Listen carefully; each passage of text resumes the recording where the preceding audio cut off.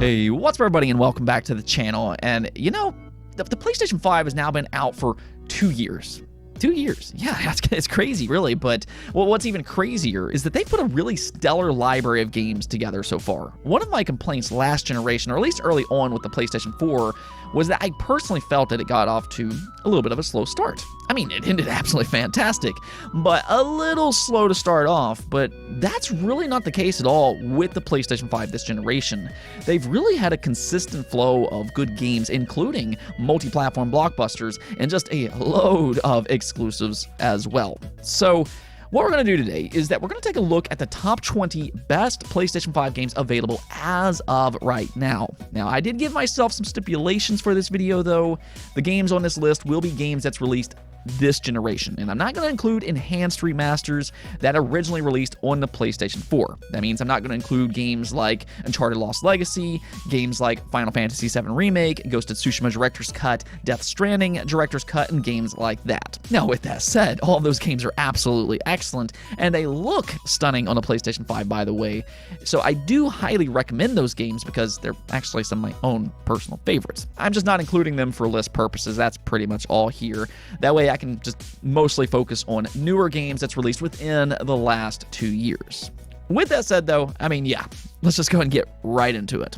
So to start off this list, I have Stray, which is unexpectedly a good game based around being a cat in a sci-fi world. It's not something that I would have ever thought about, but I mean, you can meow, you can knock things over, be a little jerk, but cute and loving at the same time. You know, do all the feline-like things that your heart desires. What's not to love about that? But it's actually about more than just being a cat. There's an actual good game here. This is a puzzle platformer where you wander a post-apocalyptic city with nothing left but robots. The puzzles are engaging, the world is fascinating, and the narrative is rather interesting as well. It's actually a good game, so whether you like cats or not, Stray is a game definitely worth checking out. In a world where we haven't seen Splinter Cell or Metal Gear Solid in years, I mean, what's up with that, right?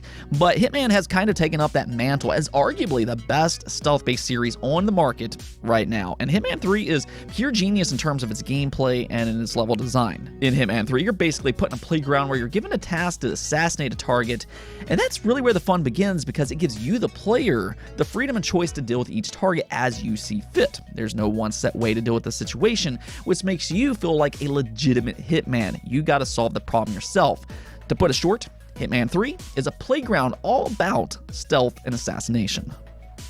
Now, in terms of just visually stunning games, one of the best looking games from an artistic standpoint is Kena Bridge of Spirits. It's actually quite amazing that this game was put together by just a small team, but we're talking about Pixar-like animations here. It's an absolutely gorgeous game with just really charming and adorable characters that capitalizes on that art style. The thing about this game, though, is that it's not just the looker. It actually kind of reminds me of a classic Zelda game. It does take place in a semi-open world that you slowly progress through as you gain new abilities. There's also some puzzles and some platforming involved, but the biggest surprise about this game is in its combat. It might look simplistic, but that's really just on a surface level because it's actually quite a challenging game that will really put your skills to the test. So, beautiful graphics, check. Great characters, check. And good gameplay, yeah, you can go and check that as well. It really has it all. Now, this next one here might not necessarily be for everybody, but the people that like this game seems to absolutely love it, and that would be Returnal. Now, the reason I say that is because it is an incredibly challenging roguelike where if you die, you have to start back from the beginning. However, if you are up for a challenge, and if you like these type of games, you'll find one of the better third-person shooters available, just period. This is a Housemarque developed game, which they just excel at making fun arcade-like games, such as Resogun, as an example.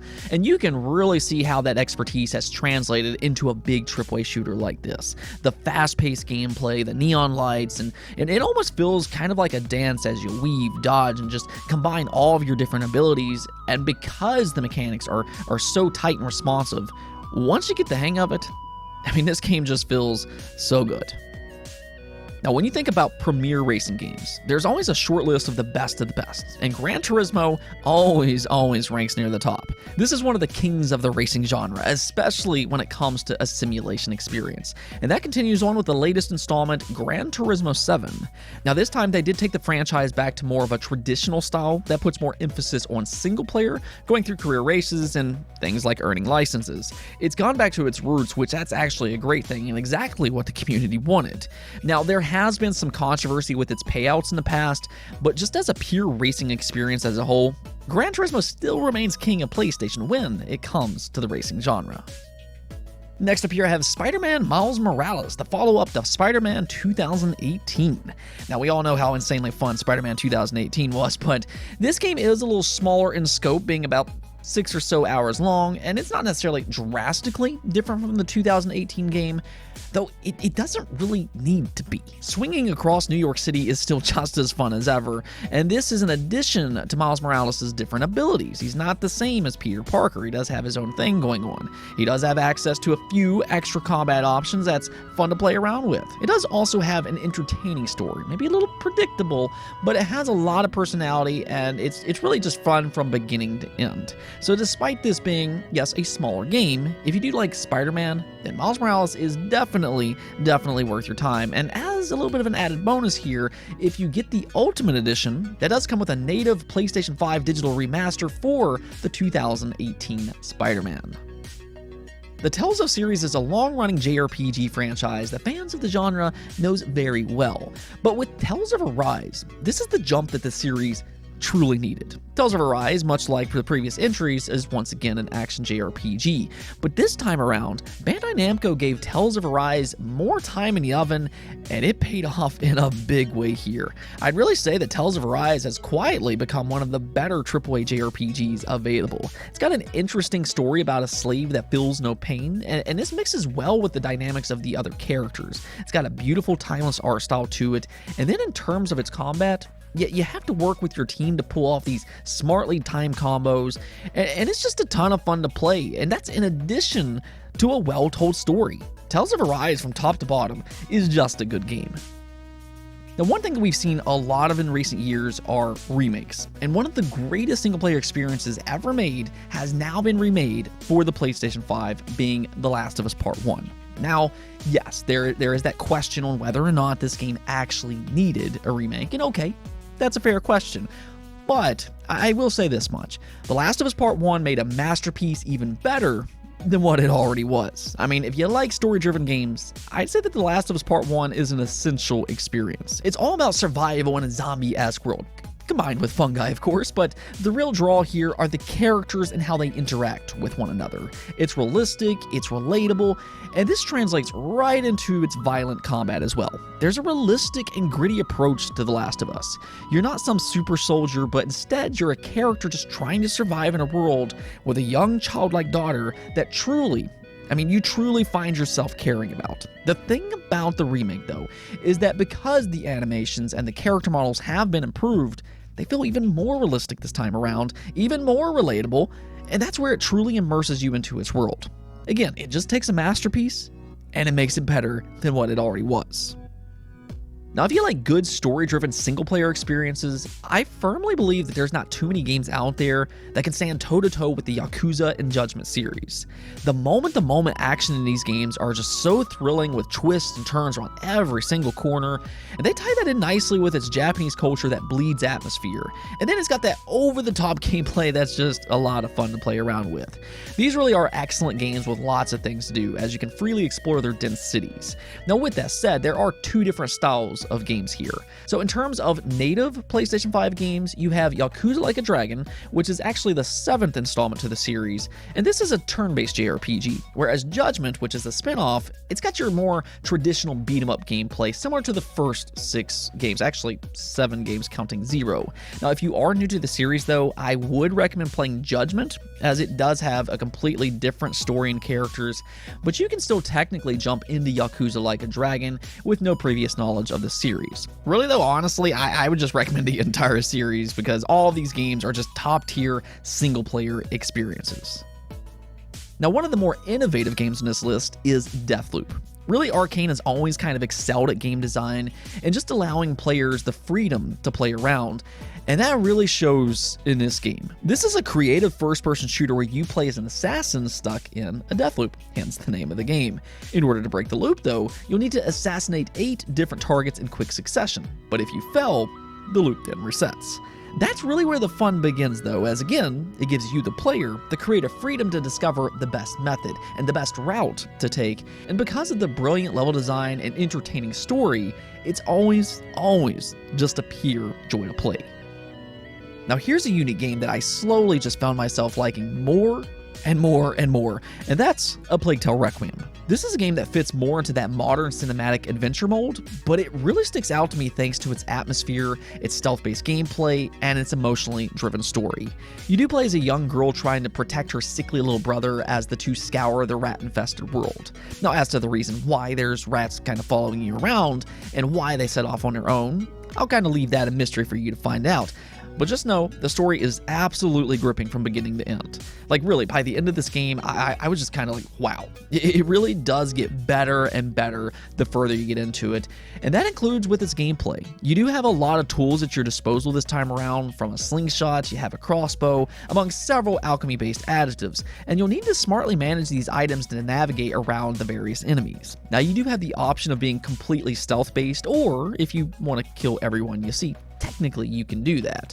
The way you play in this game, though, does impact how your character grows statistically, which is that's a really interesting mechanic. I actually found myself working twice as hard not to kill people because of how your character is impacted by your gameplay decisions.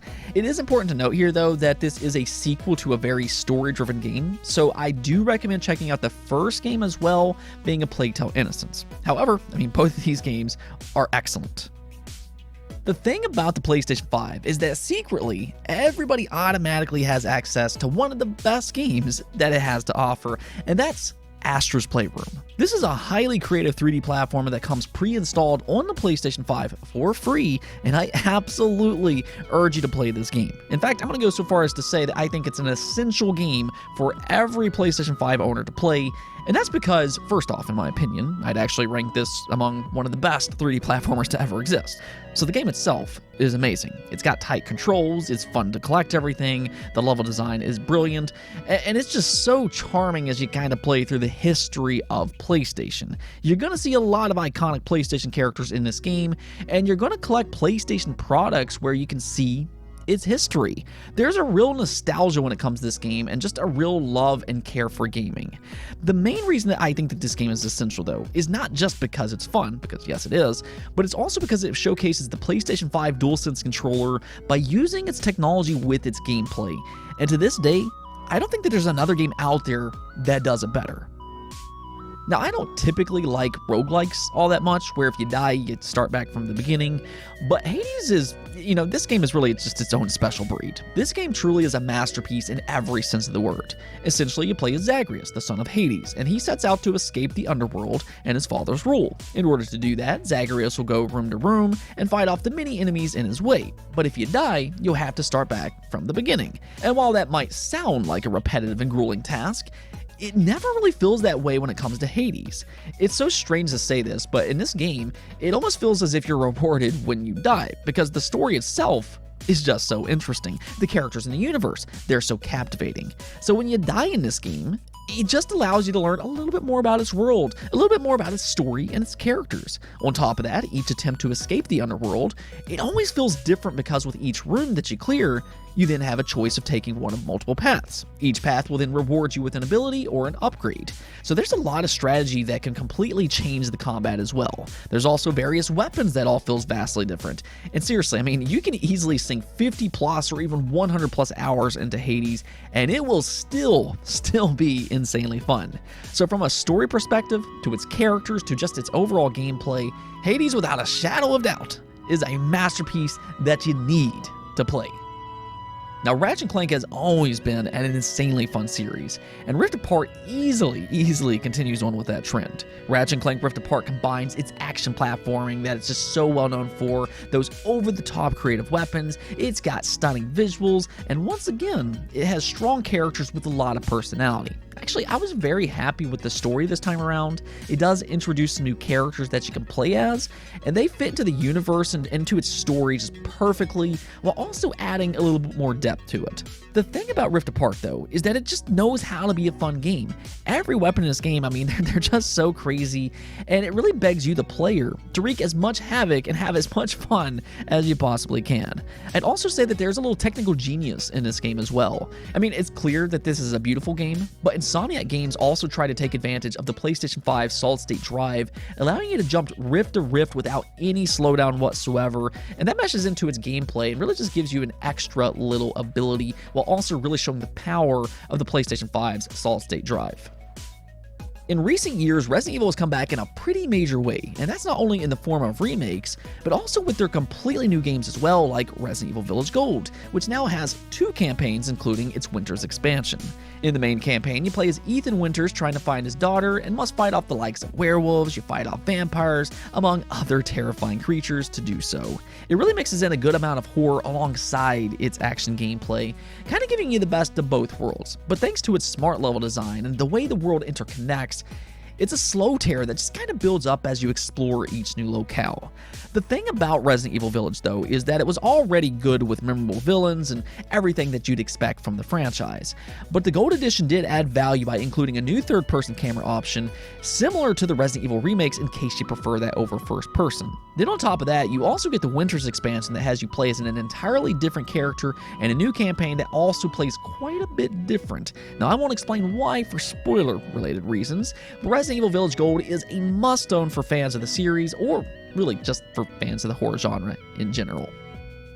Alright, so next up here I have It Takes Two, which might actually be the most creative game that I've played in my entire life. Now that's no exaggeration either. It's absolutely brilliant how every single level in this game continuously changes up in terms of gameplay and in its design. So yes, this is a mandatory cooperative game, but do not let that stop you. It does in fact come with a free friend pass, so you can actually have anybody join you online without the need for them to purchase the game themselves as well. And you are absolutely going to want to experience this one. First off, the story is well done and it's highly amusing. You play as this troubled married couple turned to dolls, and the only way to get back to normal is to work together. Now this is done in a number of different ways. In one level you might have to fly a pieced together airplane trying to escape killer squirrels out of all things, where in another level it might play more like a third-person shooter.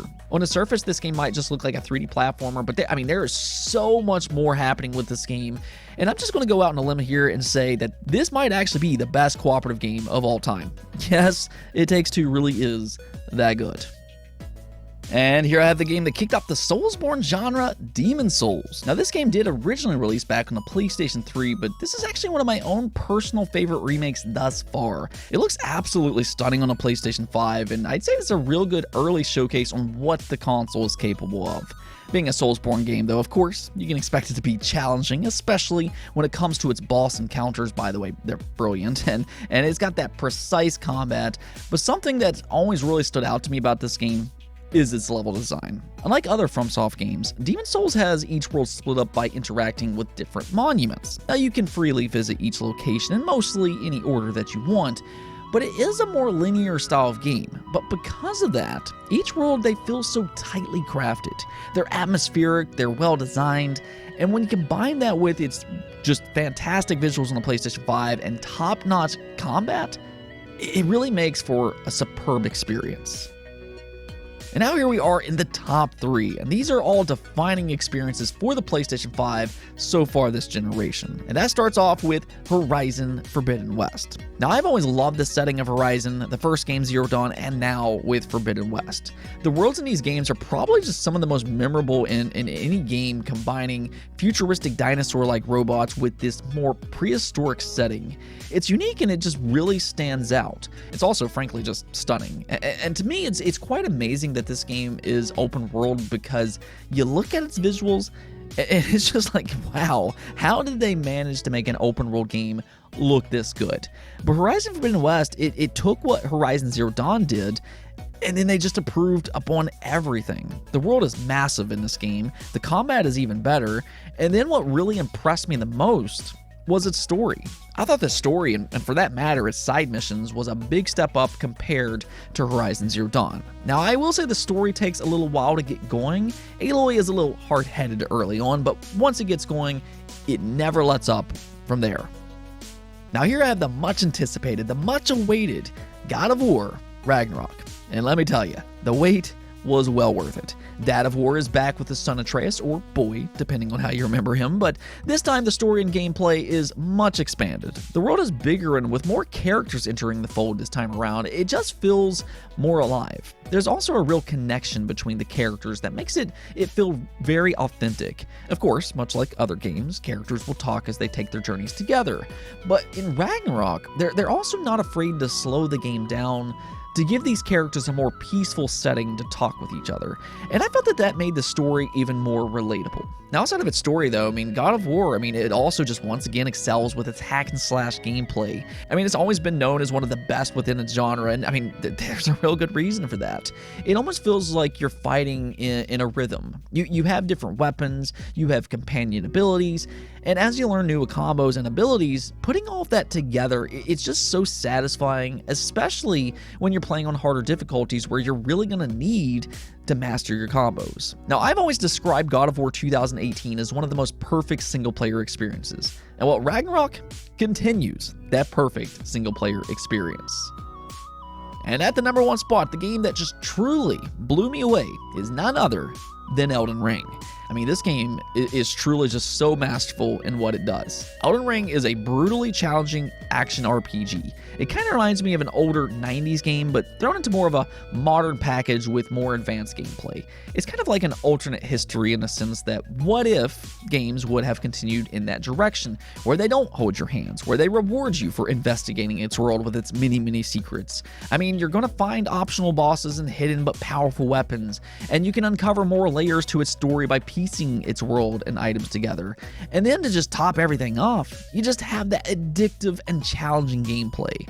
Of course, this is a From Software game, so you expect that challenging gameplay, but even then, I'd still put Elden Ring right at the top of From Soft's best work ever, and that's already an achievement because pretty much all of the Soulsborne games are great. We just talked about that earlier with Demon Souls. I think one of the best parts about this game, though, is not just with its world that George R.R. Martin helped create, but also in how much player choice is involved with its gameplay. There's a lot of different builds in this game thanks to its many weapons and abilities that allows you to choose what type of combat best fits you, and that's going to be important considering some of its very challenging bosses, to say the least.